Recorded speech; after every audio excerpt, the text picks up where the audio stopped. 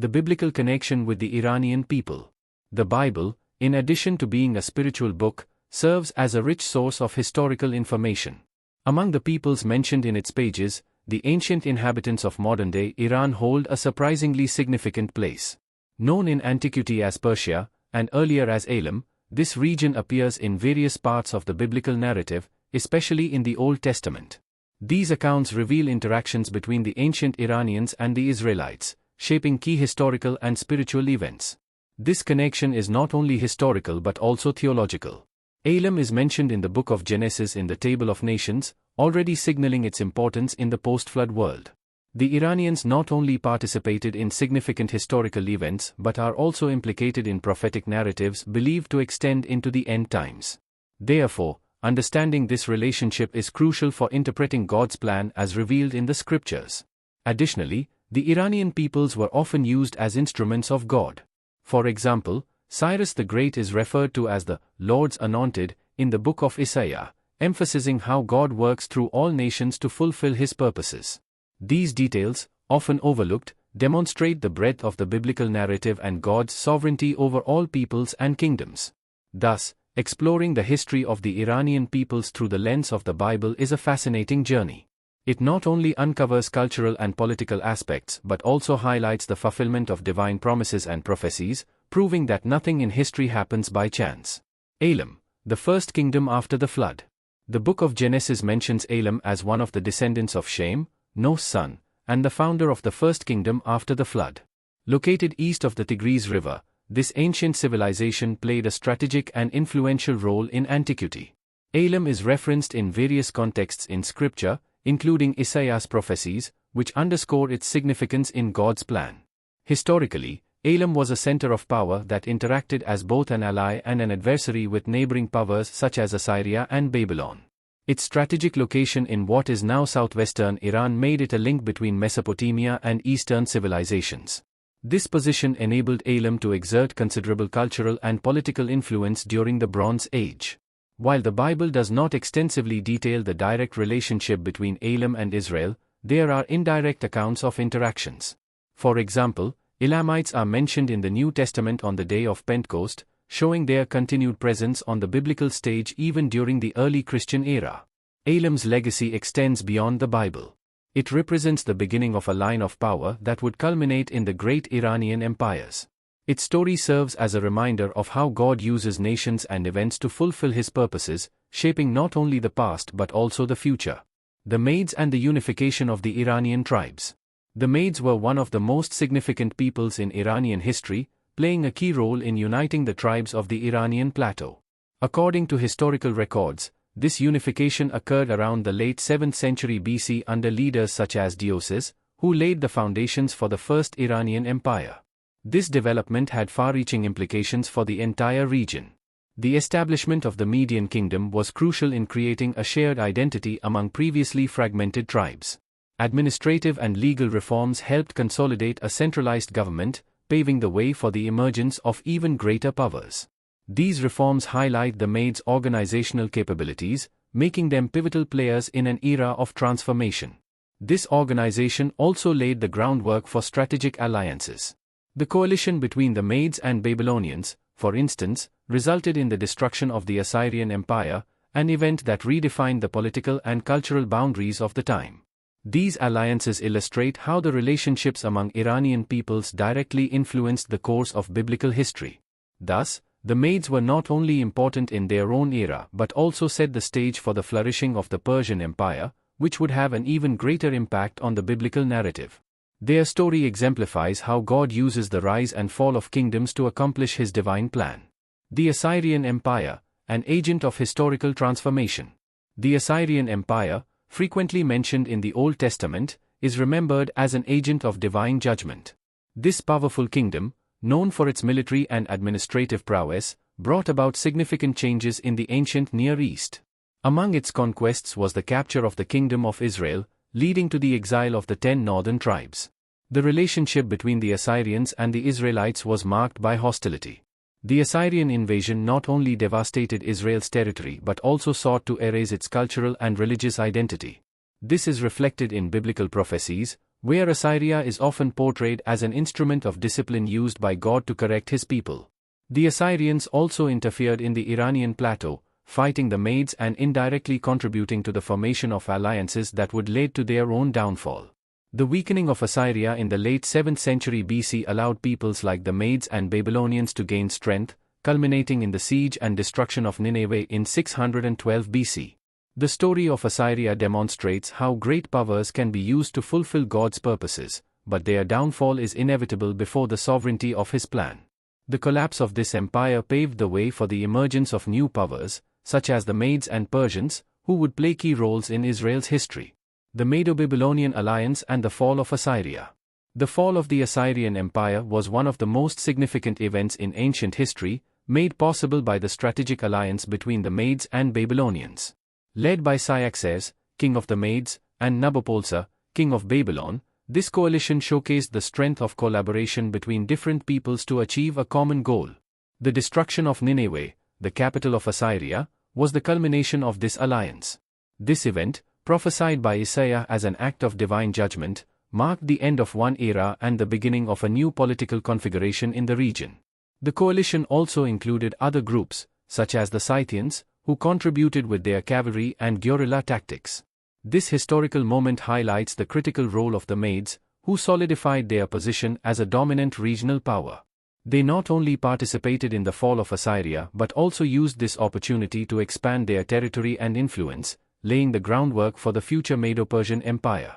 The alliance between the Medes and Babylonians also directly influenced biblical history, creating the conditions for events such as the Babylonian exile and the rise of the Persian Empire. Once again, this shows how God used the rise and fall of kingdoms to fulfill His sovereign plan. The Persian Empire under Cyrus, Liberation and Biblical Prophecies. The Persian Empire, under the leadership of Cyrus the Great, ushered in a new era in the history of the Near East and, particularly, in biblical history. Cyrus is mentioned in Scripture as a divine instrument, even being referred to as the Lord's Anointed by the prophet Isaiah. His rise to power is seen as the fulfillment of God's promises, especially regarding the liberation of the Israelites exiled in Babylon. The conquest of Babylon in 539 BC is one of Cyrus' most celebrated achievements. Shortly after, he issued a decree allowing the Jews to return to Jerusalem and rebuild their temple. This action was not only political but also deeply theological, highlighting God's sovereignty in using a Gentile ruler to fulfill His promises. Beyond his importance to the Jews, Cyrus' rule stood out for its policies of tolerance and respect for local cultures. He allowed subjugated peoples to retain their religious practices and even facilitated the restoration of their sanctuaries. This approach sharply contrasted with the oppressive methods of previous empires, such as Assyria and Babylon. Cyrus not only liberated the Jews but also established the Persian Empire as one of the greatest powers in history. His legacy continues to be celebrated in both secular and biblical history, serving as a testament to how God works through all nations. The role of the Persians in the reconstruction of Jerusalem. With Cyrus' permission, the exiled Jews were able to return to Jerusalem and begin the reconstruction of the temple, a pivotal moment in Israel's history. This period, narrated in the books of Ezra and Nehemiah, reflects not only the physical rebuilding of a place of worship but also the spiritual and cultural renewal of the people. The temple's reconstruction was led by Zerubbabel with financial and logistical support from the Persian government. This cooperation highlighted the unique policy of the Persian Empire, which granted a degree of autonomy to subjugated peoples while maintaining centralized control. Persian support was vital in overcoming the political and economic challenges faced by the Jews. The reigns of Darius I and Artaxerxes I also played significant roles in this process. Under Darius, the Second Temple was completed, while Artaxerxes authorized the missions of Ezra and Nehemiah to reform Jewish society and rebuild Jerusalem's walls. These events demonstrate how the Persian Empire was instrumental in preserving Israel's identity and faith. Beyond material restoration, this period reinforced the spiritual covenant between God and His people. The rebuilding of Jerusalem under Persian rule symbolized God's faithfulness to His promises and the continuity of His redemptive plan even amid adversity. From Hellenism to the Parthians, Iranian resistance. After the fall of the Achaemenid Empire to Alexander the Great, the territory of modern Iran underwent a period of Hellenization under the Seleucid Empire. This attempt to impose Greek culture met with strong resistance from local populations, who sought to preserve their traditions. The Seleucids actively promoted Greek practices, founded cities in the Hellenistic style, and encouraged cultural assimilation. However, Iranian resistance grew, culminating in the rise of the Parthian Empire in the late 3rd century BC. The Parthians rejected many elements of Hellenism, revived Zoroastrianism, and reclaimed Persian cultural heritage. The Parthians' heavy cavalry and innovative military tactics enabled them to withstand both Roman forces and the remaining Hellenistic states, solidifying their status as a powerful regional force. Additionally, their rule played a critical role in preserving Iranian cultural identity during a period of significant political change. The Parthians not only marked a new chapter in Iran's history but also laid the groundwork for the subsequent Sassanid Empire, which further strengthened national identity. Their resistance to Hellenism symbolized the resilience of a people determined to maintain their traditions amid global shifts. Zoroastrianism and the cultural legacy of ancient Iran. Zoroastrianism, the dominant religion of ancient Iran, played a central role in shaping the nation's identity. Founded by Zoroaster, Zarathustra, this belief system emphasized the struggle between good and evil, the importance of social justice, and the necessity of moral choices in determining one's ultimate destiny. During the Achaemenid, Parthian, and Sassanid periods, Zoroastrianism was promoted as the state religion, influencing governance and daily life. This religion deeply shaped Persian culture, leaving a legacy that extended far beyond Iran's borders. One of the most notable aspects of Zoroastrianism was its impact on administration and law. Its emphasis on moral order and social justice was reflected in government policies aimed at promoting the welfare of its citizens.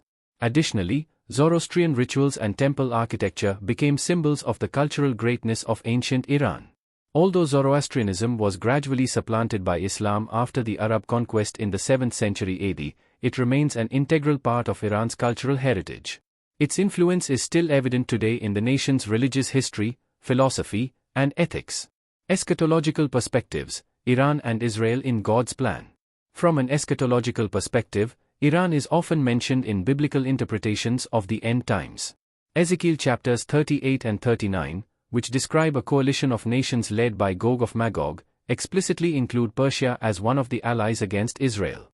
This has fueled discussions about the role of modern Iran in the prophetic events predicted in Scripture. While interpretations vary, many Christians believe that Persia's mention is no coincidence. It reflects a historical pattern of interaction between these nations, from the time of Elam to the great Iranian empires. The relationship between Iran and Israel remains a topic of prophetic and geopolitical interest. However, such prophecies must be approached with caution.